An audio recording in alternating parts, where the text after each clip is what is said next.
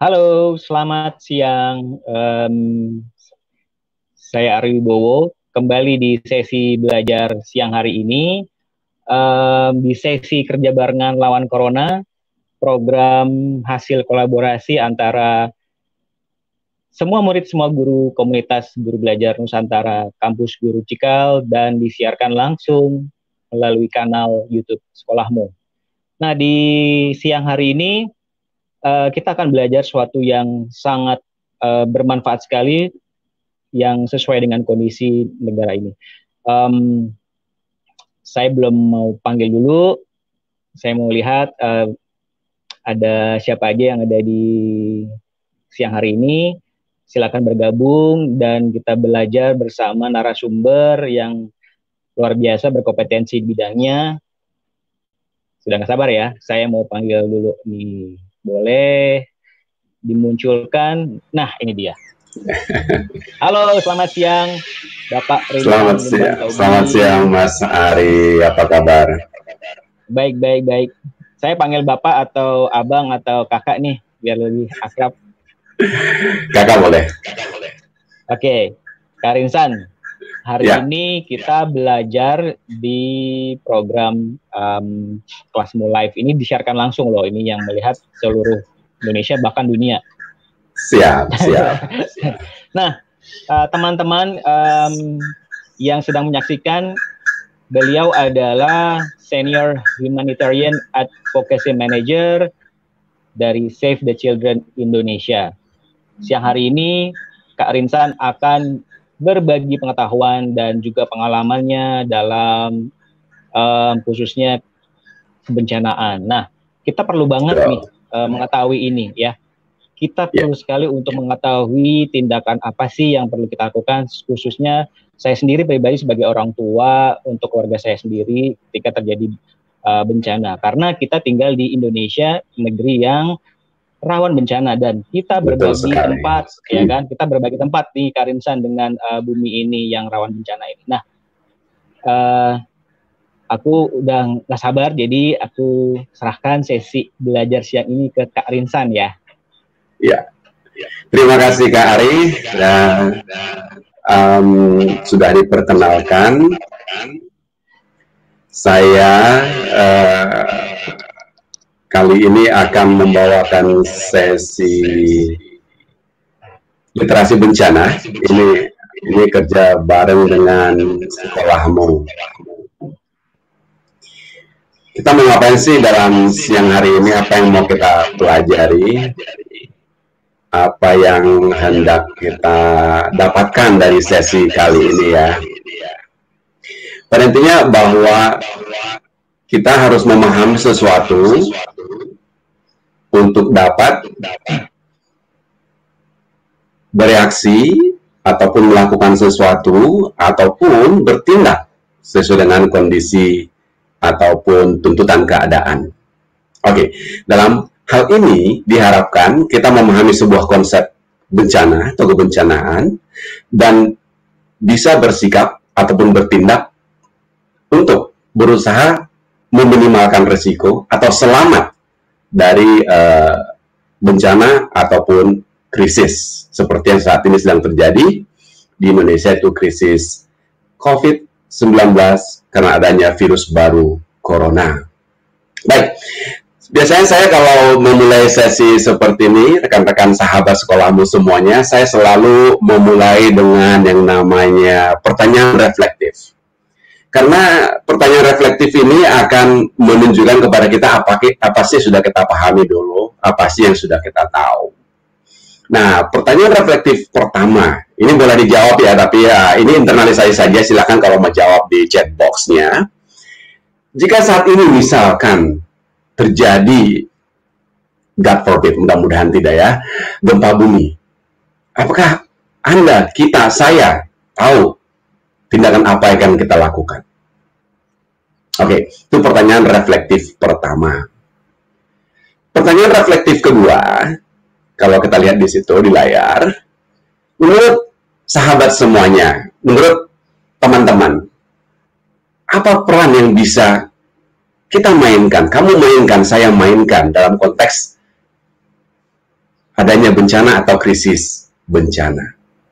Adanya krisis seperti COVID-19 ini.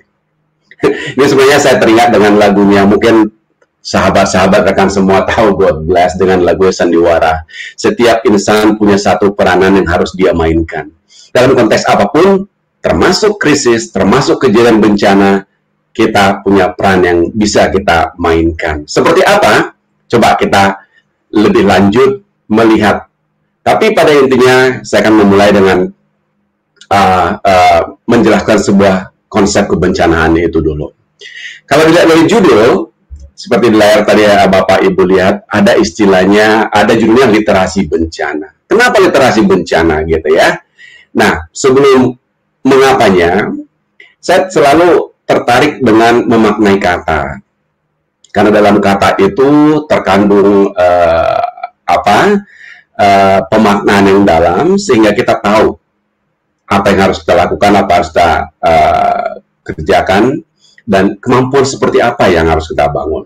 Oke, ada dua kata, literasi dan bencana. Literasi dimaknai atau didefinisikan sebagai seperangkat kemampuan dan keterampilan membaca, menulis, berbicara, menghitung, dan memecahkan masalah pada tingkat keahlian tertentu diperlukan dalam kehidupan sehari-hari. Ini yang saya memang kalau kita lihat literasi itu basisnya adalah pada membaca, menulis, berbicara, lalu menghitung. Itu mungkin definisi lain bisa dicari ya, tapi ini saya ambil satu definisi.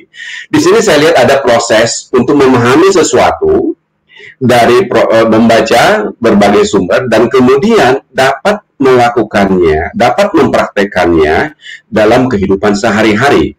Nah, itu yang mau saya sebenarnya, yang ingin saya hadirkan, yang ingin saya share dengan teman-teman, bagaimana kita memahami konsep bencana ini, sehingga kita punya internalisasi pemahaman, dan bisa kita terapkan di dalam menghadapi krisis, khususnya krisis yang diakibatkan oleh COVID-19. Mungkin tidak semuanya, tapi sebagian saja, dan itu mungkin hal-hal yang cukup praktis yang bisa kita lakukan. Nah, kedua kata bencana, secara definisi dikatakan peristiwa atau rangkaian peristiwa mengancam dan mengganggu kehidupan dan penghidupan. Oke, disebabkan oleh faktor alam atau non-alam, mengakibatkan timbul korban jiwa, kerusakan, kerugian, dan dampak negatif. Oke, secara definisi memang agak panjang. Tapi saya mau kasih sederhana saja dulu konsep bencana itu seperti apa. Sejak zaman dulu, sudah ada kejadian-kejadian alam. Tanah longsor itu sudah ada. Gempa sudah terjadi, seperti di Pompei zaman dahulu kala. Banjir ada. Tsunami juga ada. Kalau kita membaca buku-buku teks, dikatakan bahwa kejadian-kejadian itu sudah ada. Kejadian-kejadian ini bisa menjadi sebuah kejadian biasa saja, atau bisa menjadi bencana. Nah, bagaimana dia dikatakan bencana? Suatu peristiwa ini menjadi bencana adalah, seperti di definisi tadi, bencana hanya terjadi jika memberikan dampak kerusakan atau kerugian, ataupun kematian, atau bahwa saya sederhanakan adanya aset manusia dan penghidupannya yang terdampak. Jika satu tanah longsor kejadiannya di tengah hutan, misalkan di tengah perbukitan, dan tidak ada aset dampak ataupun manusia yang terkena, itu hanya kita katakan sebagai sebuah kejadian alam biasa. Tetapi kondisi existing sekarang, kondisi yang kita hadapi sekarang di dunia ini, hidup kita, pergerakan kita, pertumbuhan kita, kompleks perumahan kita, di mana kita tinggal, di mana kita bekerja, di daerah mana kita ada penghidupannya, sepertinya kita mendekati kepada kejadian bencana, ancaman bencana. Sehingga kita berada dalam posisi yang dinamakan memiliki risiko bencana. Bisa rendah, bisa tinggi, bisa sangat tinggi. Kalau dalam kategori yang digunakan oleh BNPB itu adalah rendah, sedang, tinggi. Ancaman bencananya banyak, seperti saya katakan tadi. Ada gempa bumi, ada tsunami, ada tanah longsor, ada banjir, ada kekeringan di wilayah lain, di negara lain mungkin avalanche, longsoran salju misalkan. Banyak kejadian alam yang karena pergerakan kita, karena pertumbuhan kita bisa menjadi ancaman kepada kita, kepada jiwa, aset kita, dan penghidupan kita. Nah, untuk selanjutnya, saya ingin kita memahami sedikitnya 3 prinsip utama ini dulu ya. Saya senang membagi ini karena memang itu orang seolah-olah merasa bahwa bencana itu tidak dekat dengan dia. Oke, itu bisa jadi positif. Tapi bahwa kita lihat di sini ada 3 hal yang perlu kita perhatikan, bahwa bencana itu adalah urusan setiap orang. Emang urusan saya apa gitu ya, pertanyaannya ya. Memang saya berhubungan dengan Gunung Merapi, memang saya berhubungan dengan banjir dan sebagainya gitu ya. Tapi pada intinya kita sebagai manusia, sebagai kelompok masyarakat, sebagai sebuah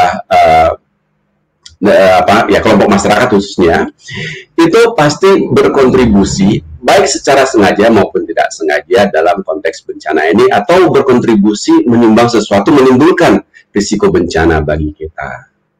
Contoh kasus, kita ambil sederhana saja misalkan.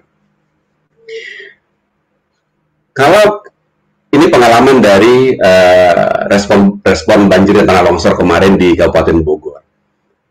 Saya melihat di daerah-daerah perbukitan di kaki Gunung Halimun itu, perkampungan sangat banyak, sangat masif, gitu ya. Itu nanti akan bisa memberikan ancaman. Risiko mereka sangat tinggi, sehingga terjadi tanah longsor dan menimpa aset manusia dan kehidupan mereka, sehingga terjadi bencana yang memberikan dampak negatif. Nah, pilihan-pilihan tadi, mengapa kita ke sana, itu menjadi trigger juga, dan berkaitan dengan poin nomor 2, bahwa bencana adalah masalah sosial. Pilihan kita untuk misalkan, contoh kasus misalkan ya, peraturan mengatakan, kalau kita punya lahan misalkan, membangun rumah, 30% harus ruang terbuka hijau. Tapi banyak kejadian kita lihat bahwa tidak ada lagi ruang terbuka hijau, itu semua ditutup. Bahkan, selokan di pemukiman, contohnya tidak jauh dari pemukiman saya, itu selokan ditutup. Artinya tidak ada jalur buat air. Nah, jadi sikap kita, tindakan kita, perilaku kita, itu sebenarnya yang mendorong atau berkontribusi pada terjadinya, pada peningkatan risiko yang mengakibatkan di ujungnya nanti kalau ada kejadian bencana, kita akan terdampak. Oke, jadi sikap kita itu menjadi penting karena mungkin karena didorong oleh keinginan, kebutuhan, ekonomi dan sebagainya, sehingga kita memilih satu tindakan yang justru berkontribusi pada meningkatnya risiko bencana terhadap kita, penghidupan kita, dan aset-aset kita. Yang ketiga ini juga sangat penting. Mungkin sering kita lupakan bahwa alam itu adalah makhluk hidup. Dia punya, mungkin perlu pembahasan ya lebih lanjut mengenai ini, tapi mau saya katakan seperti ini. Bahwa alam itu punya karakter, punya aturan, punya rules. Contoh kasus misalkan sungai. Sungai, sejak zaman dulu juga ada namanya daerah pasang naik, pasang surutnya. Nah, daerah pasang naik, pasang surut ini adalah merupakan karakter ataupun nature daripada sungai itu sendiri. Kalau sungai sebagai sebuah alam kita katakan, itu baru menjadi karakter dia, menjadi sikap dia. Nah, kalau kita memperlakukan alam seperti kita, tentunya kita akan berdamai dengan alam. Kita kan nggak mengganggu dia. Tapi yang terjadi tadi, poin nomor 2, sikap kita, kebutuhan kita, tindakan kita, masyarakat, manusia, dan sebagainya, kita malah membangun di pinggir sungai. Nah, ketika terjadi kemudian yang namanya pasang naik, katakanlah, dia menempati wilayah banjirnya, sementara sudah ada manusia di sana, sudah ada yang namanya aset di sana, maka terjadilah bencana. Contoh yang tadi saya katakan di awal, tadi saya katakan di perbukitan. Sudah seharusnya wilayah-wilayah perbukitan dengan kemiringan yang sangat curam tidak layak untuk permukiman. Tetapi karena sikap kita, keterbelakangan kita, karena pergerakan manusia, pertumbuhan manusia, akhirnya memilih untuk tinggal di daerah dengan kontur ataupun daerah perbukitan yang justru mengancam kita. Nah, di 3 prinsip ini sebenarnya bisa mengantar kita supaya bisa bersikap bagaimana seharusnya kita menghadapi yang namanya bencana. Dan nanti bisa kita kaitkan dengan COVID-19 misalkan. COVID-19 itu urusan semua orang. Bahwa COVID-19 ini terkait juga dengan masalah sikap kita. Dan mungkin, ini masih perdebatan ya, bahwa sebenarnya COVID-19 ini adalah, ada yang mengatakan bahwa alam sebenarnya sedang strike back istilahnya ya. Kalau kita lihat sekarang ya, langit jadi lebih biru, polusi menurun, udara mungkin lebih segar gitu ya. Itu mungkin cara alam untuk melawan kita yang selama ini mengganggu atau tidak berkerabat dengan alam secara baik-baik misalkan. Itu bisa sebuah analisa sebenarnya mungkin, tapi masih perlu pembuktian. Tapi kita lihat bahwa COVID-19 ini, krisis ini memiliki kaitan langsung dengan kita, apalagi khususnya COVID ini agak berbeda dengan bencana alam yang biasanya. Kalau misalkan gempa terjadi, kemudian bisa kita bantuan datang dari berbagai pihak. Orang bisa mungkin pindah ke tempat lain, tapi COVID kita kemanapun nggak bisa lagi. Sehingga perlu upaya, perlu sikap, perlu bagaimana kita sebenarnya bertindak dan memperlakukannya untuk bisa sintas ataupun melewati krisis ini. Baik, nah tadi dikatakan bahwa dalam konteks bencana dalam COVID ini kita bicara soal bagaimana meminimalkan risiko. Ada bencana, ada ancaman bencana, ada krisis, lalu kita juga sebagai manusia ada kerentanan. Ada namanya kapasitas. Nah, semua elemen ini, semua variabel ini, ujungnya adalah bagaimana kita mengurangi risiko terkena bencana. Oke, ada di sini rumus, ini konsep ya, sebagai sebuah konsep. Wah, harusnya kerentanannya itu di bawah garis miring itu apa ya? Jadi risiko sama dengan ancaman bahaya kali kerentanan dibagi kapasitas. Ini sebuah konsep ya. Jadi artinya bahwa ada ancaman bahaya sebagai sebuah existing, seperti tadi. Dia belum jadi bencana, tapi ada ancaman bahayanya. Dia akan menjadi bencana ketika sudah terkena aset ataupun manusianya. Nah, kita sebagai manusia ini punya kerentanan dan kapasitas. Oke, sekarang kita lihat bahwa ancaman bahaya yang kita miliki sekarang apa misalnya? COVID, corona baru, virus corona baru. Bagaimana kerentanan kita terhadap itu? Bagaimana kapasitas kita untuk bisa menghadapinya? Coba kalau kita lihat dari definisi adalah, kerentanan itu dibilang rangkaian kondisi yang menentukan apakah ancaman bencana akan dapat menimbulkan bencana atau tidak. Ancamannya berubah menjadi bencana, gitu ya. Ada ancaman menjadi bencana, ya, karena kita kena. Nah, kita bagaimana sebenarnya kerentanan kita, bagaimana kapasitas kita. Oke, saya ambil contoh dalam konteks COVID ini. Saya secara personal, saya di rumah, ada, dalam konteks ini keluarga saya, ada 5 orang, 1 anak umur 11 tahun, 3 dewasa, dan 1 lansia umur 77 tahun. Dari pengalaman kita, dari pemahaman kita, dari informasi yang kita dapatkan, COVID ini cenderung lebih memberikan risiko tinggi kepada yang lansia. Nah, dalam konteks ini, bisa saya katakan bahwa keluarga saya punya kerentanan. Tambah lagi sekarang, ada warga yang meninggal karena COVID di lingkungan saya, mungkin berjarak sekitar 200 meter dari rumah saya. Nah, ini kan menambah kerentanan saya. Tapi saya ingin membangun kapasitas saya, supaya ujungnya nanti risiko saya itu menjadi rendah. Oke, risiko menjadi rendah dengan meningkatkan kapasitas, walaupun kerentanan saya ada. Itu dalam konteks keluarga saya. Masing-masing punya kerentanan sendiri, masing-masing punya kapasitas sendiri, tapi kita coba menurunkan kerentanan dan menaikkan kapasitas. Salah satunya dengan memahami seperti apa sebenarnya ancaman COVID ini dan tindakan-tindakan seperti apa yang harus kita pahami, apa yang harus kita ketahui, apa yang harus kita lakukan dan sebagainya.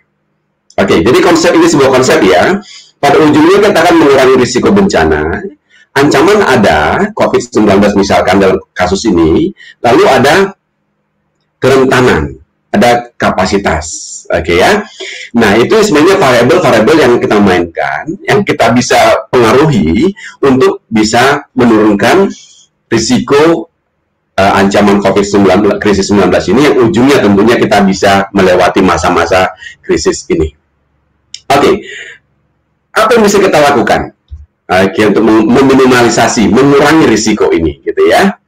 Nah, ini saya ambil dari bukunya, mungkin pernah dengar Pak Samsul Ma'arif, Kepala BNPB yang pertama.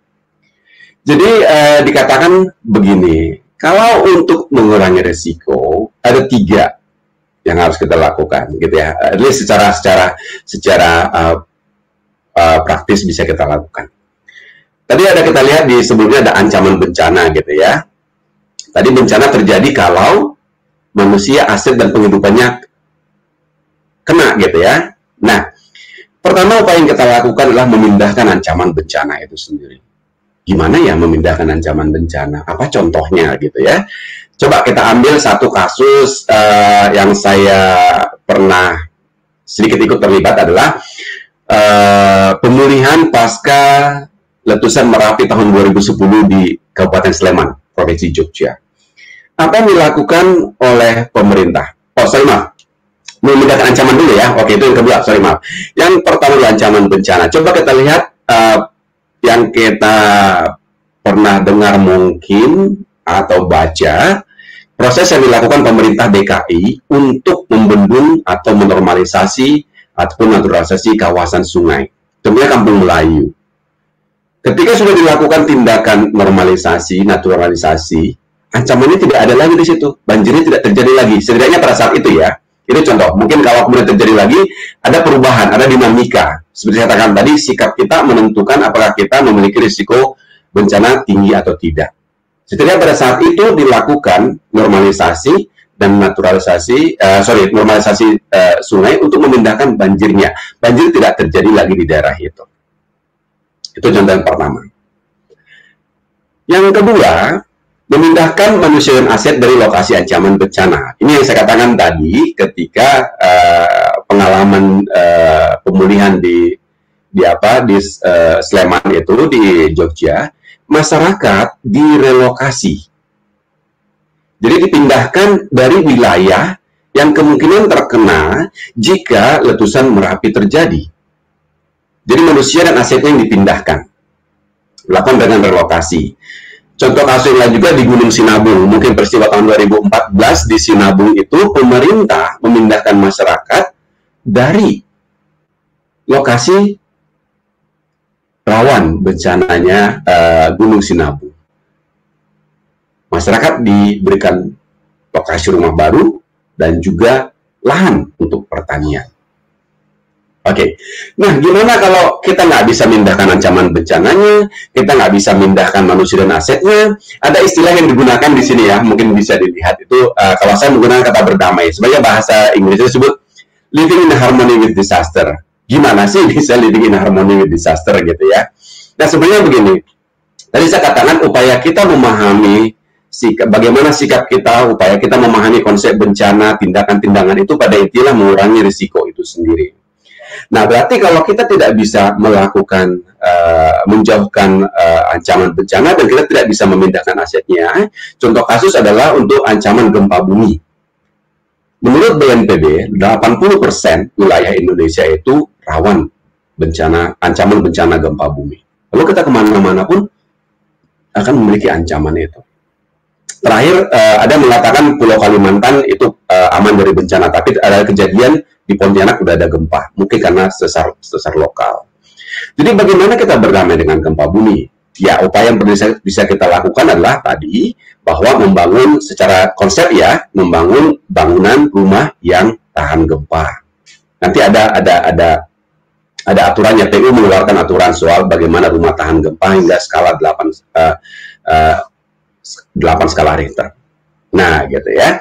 Bagaimana dengan COVID? Krisis COVID ini, kita nggak bisa kemana-mana.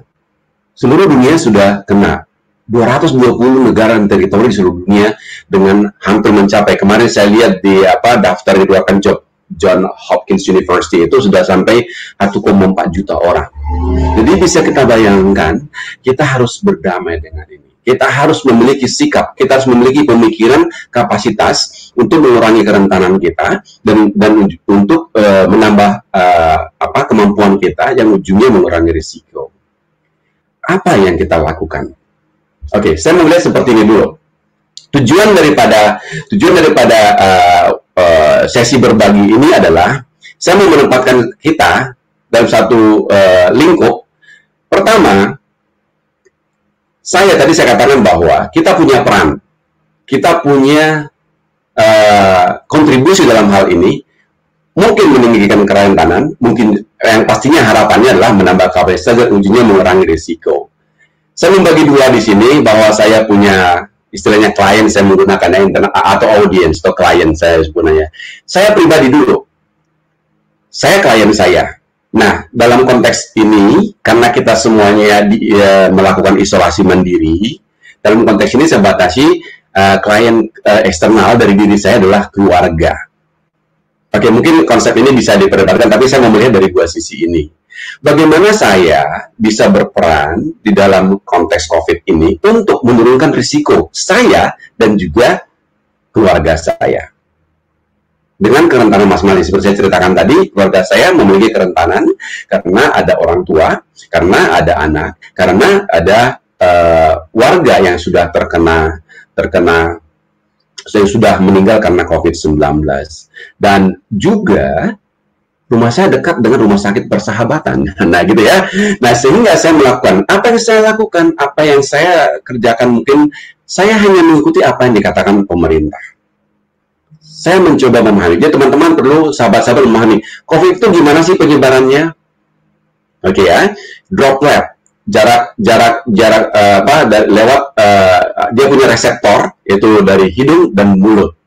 Berarti tindakan yang harus kita lakukan adalah mencegah reseptor dalam diri kita, dalam keluarga kita terkena.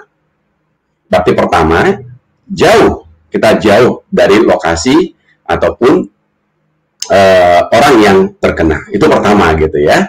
Kalaupun kita harus dekat ataupun kita tidak tahu situasinya, misalkan kita melindungi diri kita dengan masker misalkan. Pemerintah telah melakukan.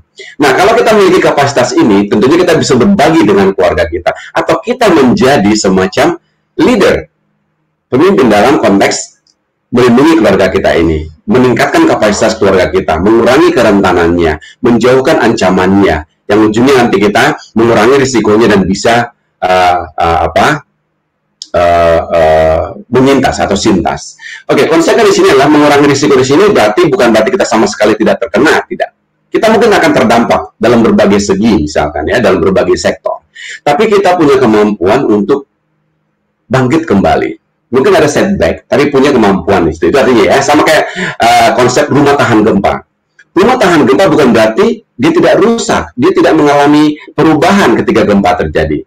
Tapi rumah tahan gempa adalah rumah yang tidak langsung rubuh ketika gempa terjadi, sehingga memberikan kesempatan kepada penghuninya untuk menyelamatkan diri.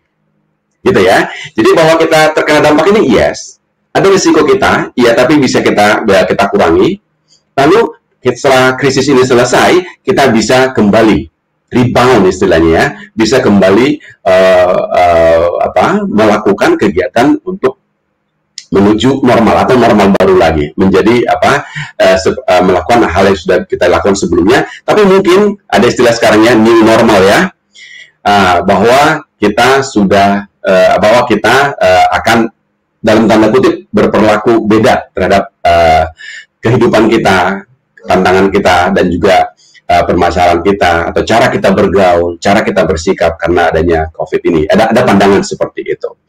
Nah, kapasitas tadi bisa tentunya dengan memahami dari bagaimana COVID itu, dan informasinya sangat banyak ya.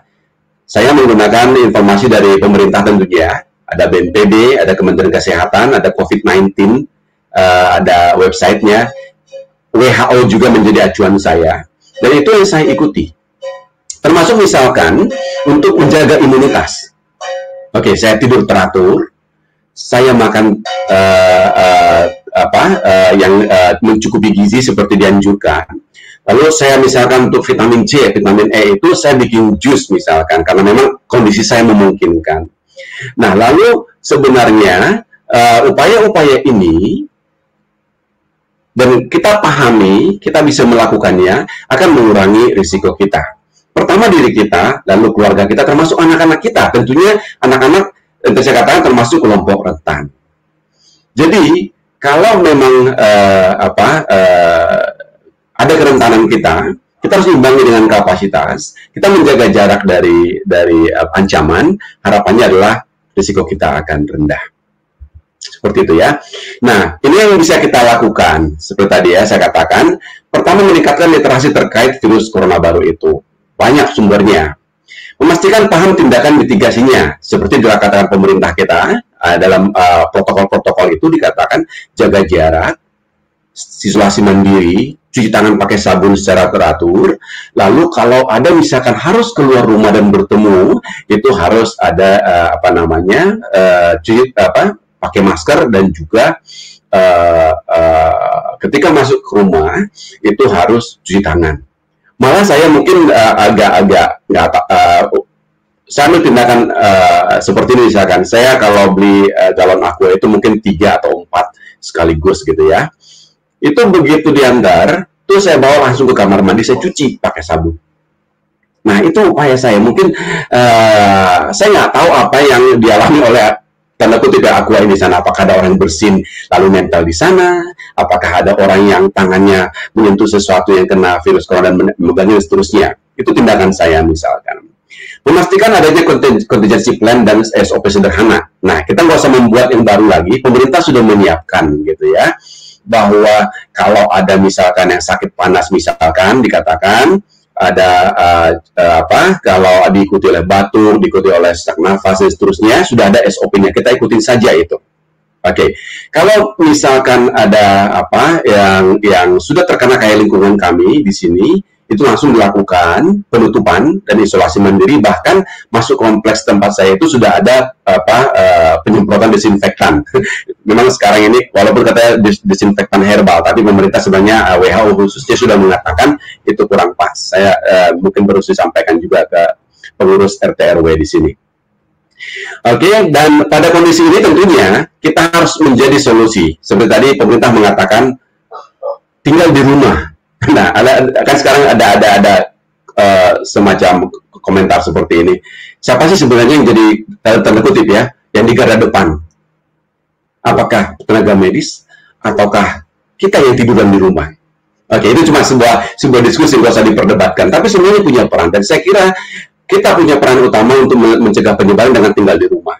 Yang sudah terkena ditangani oleh para petugas medis. Semuanya seperti menjadi pemain garda depan.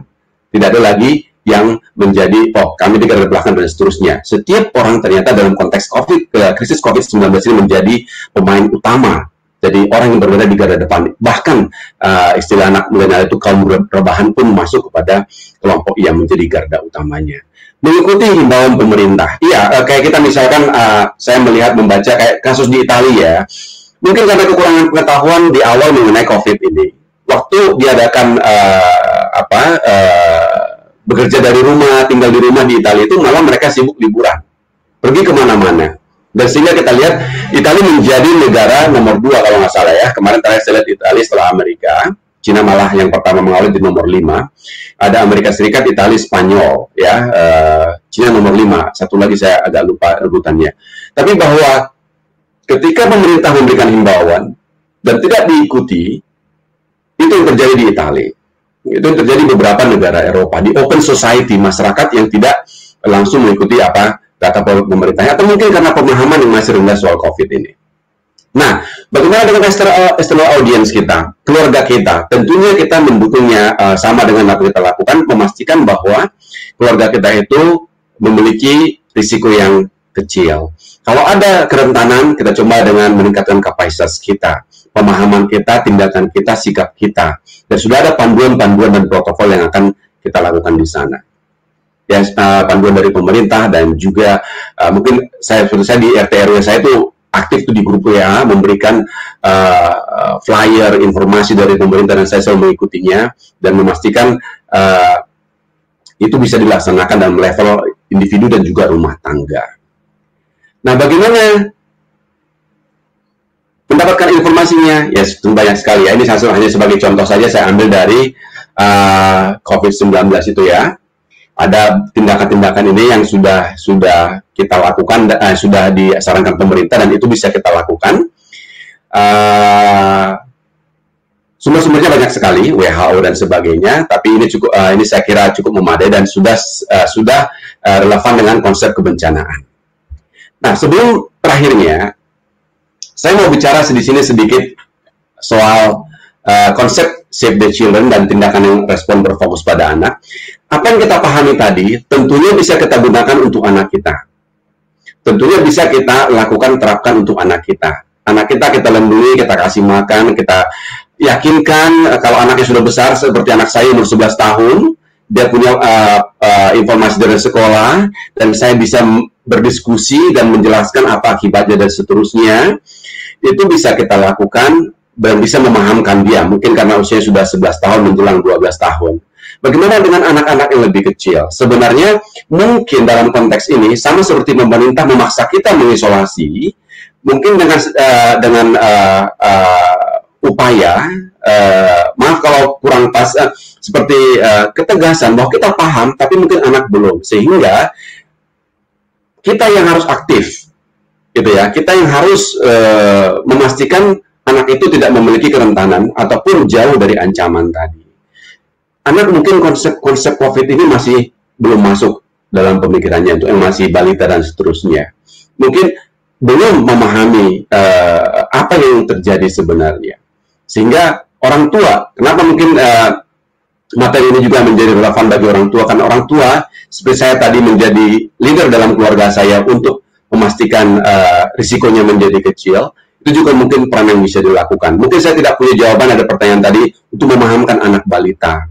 Anak balita konsepnya mungkin belum bisa masuk, sehingga orang tua yang lebih berperan memastikannya. Nah, di sini, seperti kita lihat tadi, saya mau menjelaskan satu kata di sini ya. Ketika krisis terjadi, ketika bencana terjadi, ada dampak ke semua sektor. Lalu ada respons kita. Tapi saya mau mencatat di sini bahwa ada kesempatan menjadi lebih baik, gitu ya. Itu ada kesempatan menjadi lebih baik. Kalau dalam konteks buku teksnya dikatakan, setiap krisis pasti ada kesempatan. Setiap kejadian pasti ada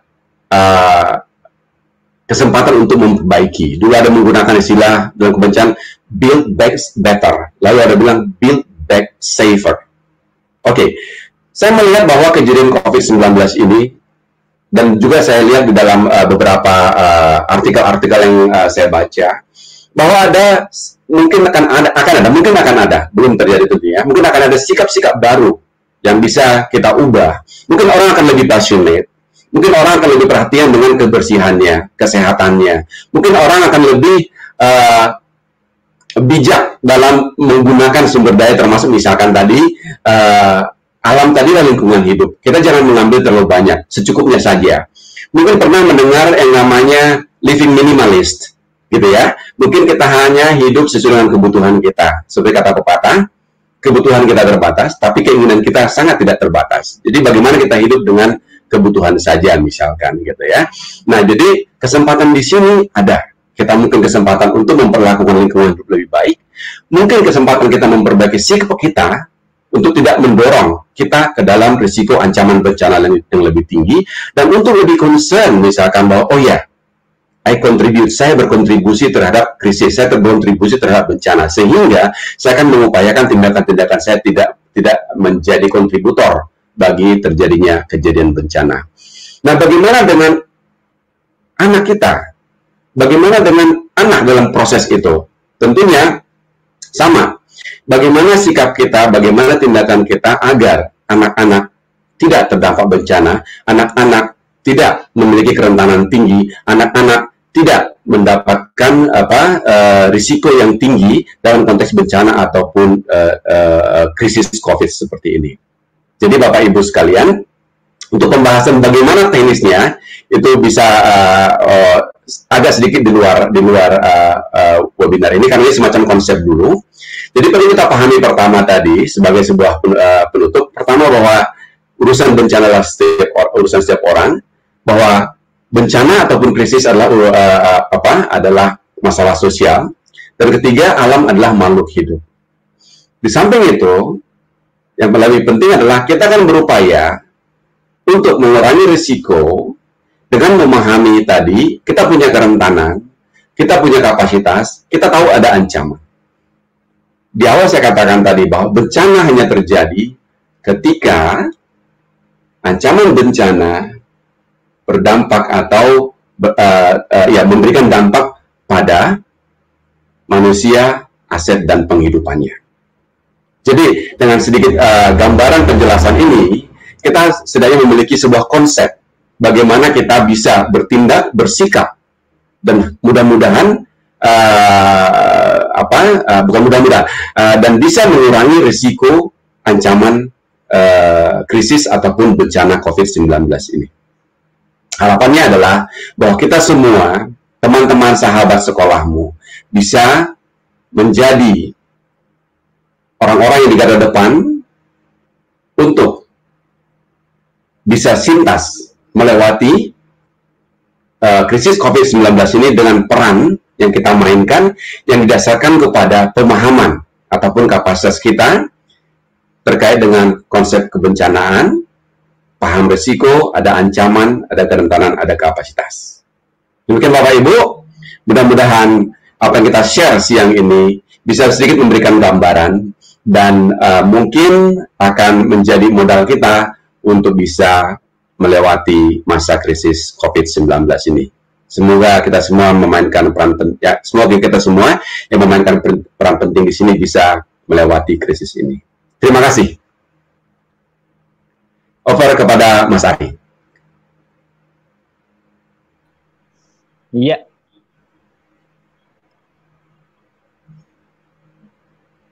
Mungkin ada. Ya. Oke, saya lihat di sini. Baik, Kak Rinsan. Ya. Ya, saya ini wawasan yang sangat bermanfaat sekali, khususnya saya pribadi ini menambah pengetahuan baru dari beberapa. Saya pernah mengikuti beberapa pelatihan-pelatihan kebencanaan, pelatihan-pelatihan kepemimpinan, artinya termasuk sesi yang hari ini tuh menambah pemahaman baru untuk saya pribadi dan juga harapannya untuk para teman-teman yang melihat acara ini, sehingga saya tadi tulis di kolom live chat bahwa dengan utuhnya informasi, dengan utuhnya pengetahuan yang kita yang tidak tahu jadi tahu, sehingga kita bisa menjadi garda terdepan di dalam keluarga. Nah, penting sih itu yang harus kita garis bawahi, bahwa khususnya kita nih sekarang yang sedang bekerja di rumah, yang work from home, bahwa kepala keluarga, bagian berkeluarga harus mengambil peran ya menjadi pemimpin, pastinya dengan keterampilan dan informasi yang utuh atas COVID-19 yang memang sedang kita hadapi ini. Nah, ada beberapa pertanyaan tadi di kolom live chat di YouTube yang kita bisa lihat nih. Salah satunya dari Kak Angga Yuda nih. Tadi ini termasuk pertanyaan yang sama juga dengan saya, bahwa bagaimana sih cara memahamkan kepada anak balita tentang kondisi kita yang sedang dalam kondisi terkena bencana. Kayak contohnya nih putri saya nih, Kak Rinsan. Selalu banyak pertanyaan, misalnya ayah, corona itu apa sih? Dan kadang saya sendiri harus mencari kosakata yang memang mudah untuk diterima oleh anak, sehingga kadang kita memberikan analogi atau contoh-contoh yang masuk akal juga, yang harus rasional, tidak berlebihan, tidak dibumbui dengan fiksi-fiksi. Nah, itu tantangan sekali tuh. Kalau Kak Rinsan gimana? Silakan, Kak. Ya, saya coba dari kasus saya ya. Kalau anak saya umur 11 tahun, Itu memang akan lebih mudah seperti saya sampaikan tadi. Kita berdiskusi, kita lihat gambar, kita lihat contoh dan sebagainya. Nah, mungkin kalau kita bisa menggambarkan konteksnya, kita mungkin tidak bisa mengatakan COVID-19 itu, oh ini COVID loh gitu ya. Kita misalkan ada bahaya misalkan, bisa kita membuat semacam analogi yang bisa dia pahami. Sehingga dia berusaha untuk ataupun memahami, oh ini tidak boleh dilakukan supaya tidak terkena ini misalkan. Contoh kasus, apa sih? Misalkan, oh oke. Kalau coba saya pahamkan anak umur kecil, ada bahaya, misalkan jatuh, misalkan. Jatuh itu sakit. Nah, sakit itu akan mengakibatkan kamu tidak nyaman dan sebagainya. Nah, jadi konsep awal kalau kita mengatakan COVID adalah dan sebagainya, mungkin tidak paham juga anak-anak itu, dan tidak bisa diinternalisasi dan tidak tahu juga tindakan seperti apa. Tapi kita melihatnya pada konsep pemahaman anak dulu gitu ya. Apa sih yang paling dekat dengan dia yang bisa kita contohkan menjadi COVID ini? Kalau saya lihat sih, kalau saya memang belum punya pengalaman dalam hal ini, Mas, tapi yang ini bisa terpikirkan oleh saya. Karena dalam konsep saya, dalam keluarga saya, anak saya umur 11 tahun, jadi lebih banyak kita berdiskusi, dia baca berita dan bisa menjadi jelas. Tapi apa yang kena dan seterusnya dia juga tidak paham. Gitu ya, pokoknya COVID ini mengakibatkan penyakit, ini kita lakukan supaya tidak kita kena, akibatnya ada kematian dan seterusnya. Memang yang meninggal seperti ini, itu anak saya masih bisa saya ajak diskusi seperti itu. Tapi anak yang kecil mungkin tidak bisa. Tapi mungkin apa sih yang membuat dia, misalkan bahaya yang sering dilakukan disampaikan orang tua kepada anak ini, misalkan jatuh, misalkan terluka, misalkan. Itu bisa menjadi semacam analogi yang bisa kita gunakan. Kalau secara konsep, maaf, saya belum bisa melihat anak yang 3 tahun, 2 tahun, misalkan 1 tahun, paling 1 tahun, maaf ya, misalkan anak yang umur 4 tahun ataupun 5 tahun untuk memahami konsep COVID secara utuh. Tapi coba apa yang paling dekat dengan dia. Tapi jangan tentunya belum menakut-nakuti ya. COVID itu hantu misalkan, itu akan sangat negatif sekali. Jadi mungkin kita bisa sampaikan Mas Arya, apa sih yang paling dekat yang membuat dia bisa menjadi awas? Nah, gitu ya. Jadi kalau kita jelaskan konsep kayak tadi, COVID itu adalah virus corona baru yang mengakibatkan penyakit, batuk dan seterusnya. Kematian terjadi karena adanya bawaan, penyakit bawaan, misalkan seperti yang banyak kita baca dari informasi yang ada. Jadi ya pada intinya Mas, memang masih harus kita pakai analogi-analogi, contoh dan sampel-sampel, dan kalau saya memberikan satu usulan ya tadi, apa sih yang paling dekat kepada dia, kepada anak, yang bisa mengakibatkan dia lebih awas gitu ya. Tapi secara umum saya katakan tadi bahwa, dan juga bagian daripada materi ini dan juga bagian dari webinar ini adalah, ini sebenarnya menjadi orang tua yang menjadi punya peran leader ya, bisa jadi yang paling yang memiliki pemahaman dan juga untuk bisa memastikan mengurangi kerentanan dan menambah kapasitas anak. Kapasitas anak ini tidak melulu soal pemahaman dia ya, seperti tadi kan bahwa anak ada salah satu informasi mengatakan menghadapi COVID ini kita imunitas kita akan harus tinggi, stamina kita harus kuat misalkan. Nah, apa upaya kita terhadap anak ini misalkan? Nah, kalau misalkan kita ngasih makanan bergizi dan seterusnya, lalu kemudian memberikan tambahan suplemen, walaupun saya menggunakan yang dari buah-buahan dan sayuran misalkan, itu bisa kita kaitkan, oh nanti kamu supaya tidak bahaya loh gitu, tidak supaya kuat nih gitu dan seterusnya. Nah, kalau misalkan anak-anak yang saya belum paham ini, saya bukan ahli anak juga, tapi bahwa yang bisa saya katakan adalah yang dekat, yang melekat dengan anak-anak untuk bisa memberikan gambaran. Mungkin ya tadi bahaya jatuh, bahaya itu bisa menjadi sebuah analogi yang bisa kita gunakan, Mas Ari. Mungkin begitu, Mas Ari. Ya, terima kasih. Ini sangat bermanfaat khususnya untuk saya dan juga untuk para teman-teman, sahabat-sahabat yang sudah menyaksikan program ini. Memang untuk menurut saya pribadi tantangan terberat itu memberikan pemahaman ke anak-anak loh. bahkan harus berulang-ulang untuk sehingga mereka bisa menemukan pemahaman versinya mereka nih terhadap tentang corona, COVID-19. Kenapa sih corona nggak kelihatan? Ya gitu. Coba kalau bisa kelihatan kan, iya kan?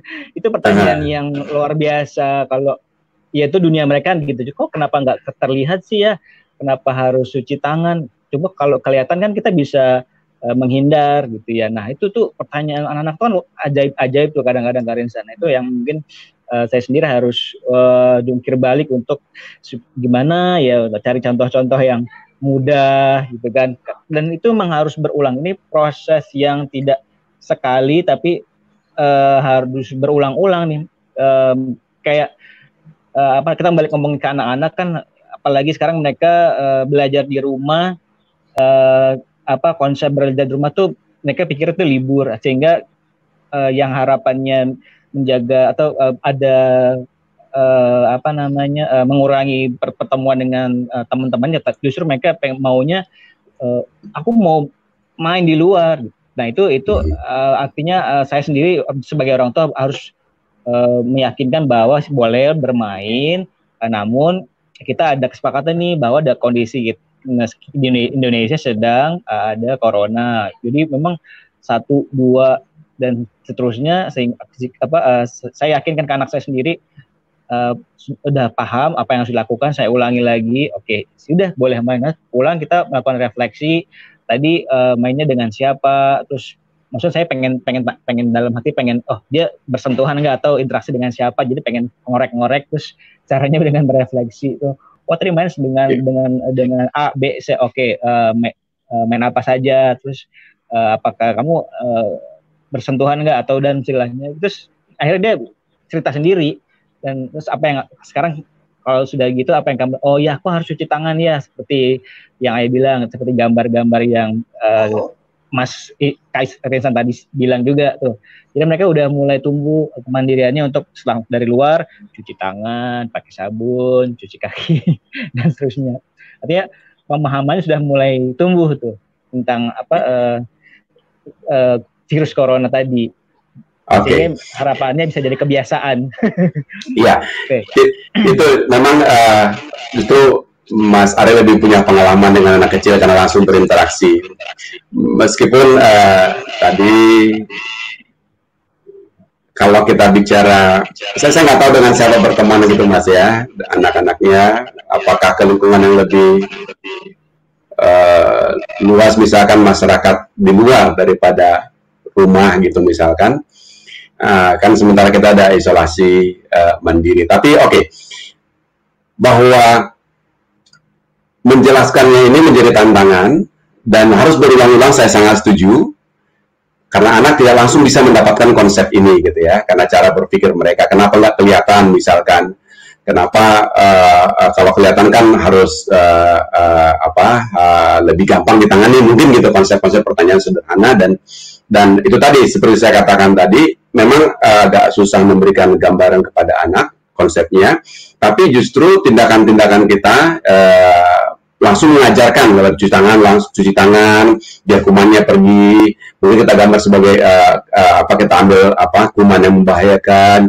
Lalu tapi lewat tindakan-tindakan tadi, Mas Ari bisa memberikan pemahaman sedikit demi sedikit.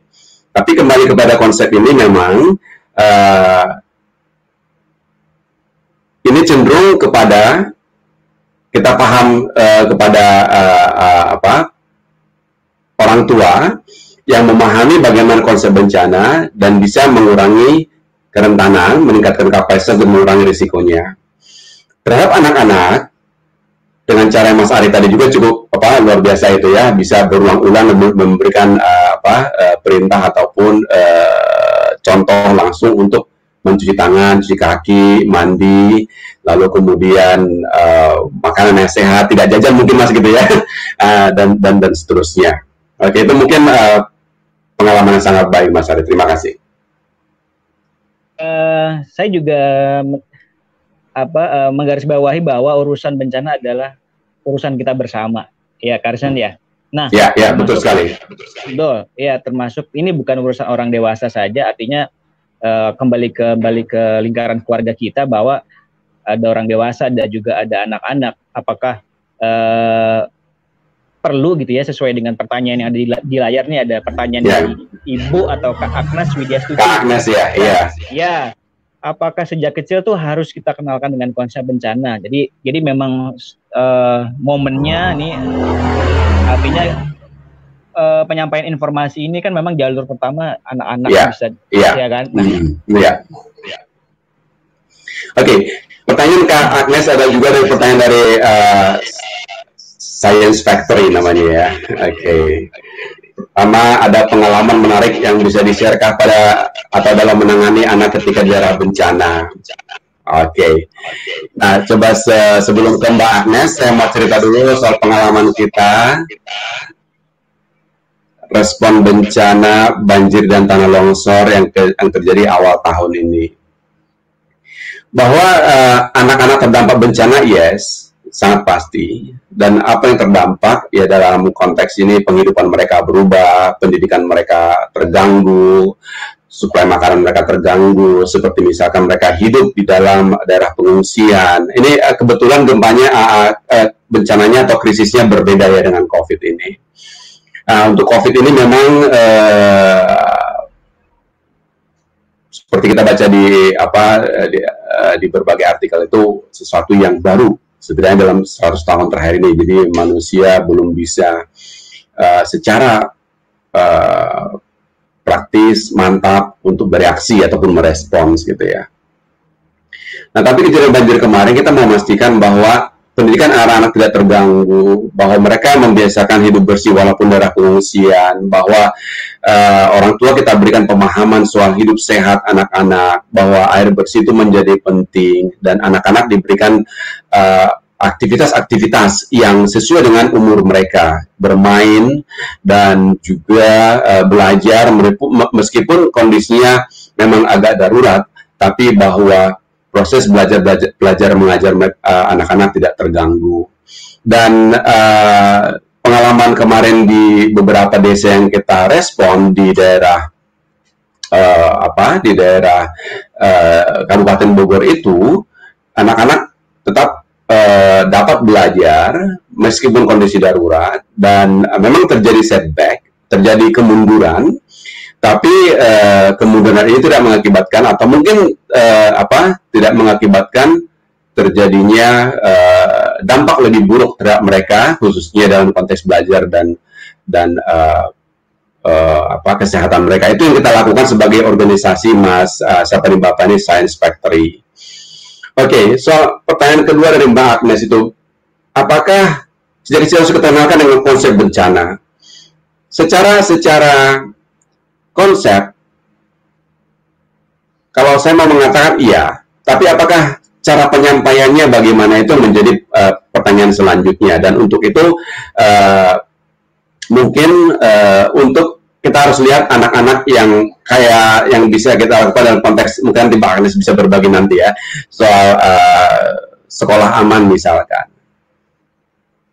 Ketika kita mengajarkan konsep bencana, di bagian mana sebenarnya mereka, bagian mana harus mereka pahami gitu ya. Nah, dulu saya suka menyatakan seperti ini, kita sebagai individu, ketika terjadi sebuah bencana, yang harus benar-benar kita lakukan adalah paham bisa menyelamatkan diri. Itu yang sangat paling basic gitu loh. Nah, ketika kita mengajarkan anak-anak, mereka kita ajari untuk selamat dari bencana. Dalam konteks ini yang banyak kita simulasikan adalah konsep gempa bumi. Lindungi kepala pakai tas misalkan, berlindung di bawah meja, lari ke daerah terbuka, dan seterusnya. Nah, memang konsepnya itu akan berbeda cara penyampaiannya kepada anak. Tapi bahwa anak harus tahu konsep sederhananya untuk bisa melakukan tindakan yang tepat ketika suatu bencana terjadi, itu bisa dilakukan atau harus dilakukan, dan anak-anak dipahamkan soal itu. Itu menurut saya mungkin untuk pertanyaan Mbak Agnes. Tapi untuk COVID sendiri, seperti saya katakan tadi, cara Mas Ari ataupun pemahaman yang berulang secara terus-menerus, dan bisa kita kasihkan analogi-analogi, dan bisa kita kasihkan contoh-contoh atau gambar ataupun materi-materi itu juga membantu membangun konsep kebencanaan ataupun krisis kepada anak-anak. Mungkin tidak akan sama level pemahaman untuk orang dewasa, anak remaja, dan seterusnya. Sehingga kita pun, dalam konteks organisasi pun, kita melakukan pendekatan-pendekatan yang berbeda untuk sesuai dengan usianya. Mungkin begitu, Mas Ari, untuk pertanyaan dari Mbak Agnes dan Mas atau Bapak Science Factory. Terima kasih. Wes, luar biasa atas tanggapannya dari Karinsan. Namun sayangnya Karinsan, kita harus mengakhiri program belajar live ini. Oke, Kari. Ya, harapannya dari sesi belajar ini, sahabat-sahabat sekolahmu yang sedang menyaksikan bisa mendapat ilmu baru dan juga bahkan mencoba mempraktikkan, atau kalau saya sendiri mungkin saya akan membuat SOP sederhana di rumah nih, Karinsan. Iya, tadi ada contingency plan tadi ya. Iya kan? Iya, karena bahkan di kantor atau di sekolah pun harapan mereka harus punya SOP dalam menghadapi bencana, ya kan? Karena kita tinggal di negara yang rawan bencana. Jadi itu pastikan, itu pesan yang saya simpulkan, bahwa pastikan kita punya SOP untuk diri, keluarga, dan komunitas kita yang lebih besar. Karena urusan bencana adalah urusan bersama, gitu ya Bang ya? Sepakat Kak Hari ya. Baik. Oke. Boleh sebagai penutup ya, teman-teman sahabat sekolahmu dalam konteks bencana maupun krisis ini, sebuah kesempatan baik buat kita dalam pemahaman bahwa tadi saya katakan bahwa bencana adalah urusan semua orang, bahwa bencana ataupun krisis adalah masalah sosial, itu tergantung kepada sikap kita, dan bahwa bumi adalah sahabat kita.